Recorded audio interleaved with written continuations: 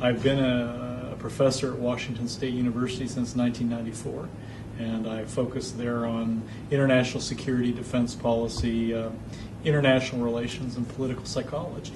So, terror groups, non-state actors, are going to have capabilities and the ability to inflict harm on states in a way that they never really had before.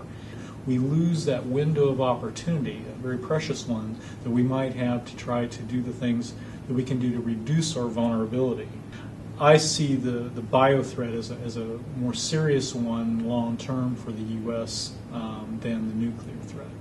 The knowledge is so dual use. It has military and civilian application.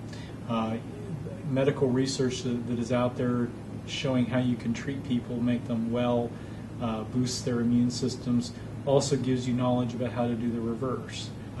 It's relatively easy to get the equipment, the material that is all dual use again, off of the internet, off of commercial outlets, fermenters, milling machines, things like that could be used to develop a clandestine production facility. You can, however, go out and order fermenters and milling machines and things like that. And if you have a modern pharmaceutical industry, if you can make vaccines, you can also make bioagents. I mean, the technology is the same. You're looking at something that could cause mass casualties, and particularly if a communicable agent were used, that would dwarf 9/11, make 9/11 look like almost a non-event. I don't think that they can be deterred in the classical way because there aren't return addresses. There is no clear location to target them.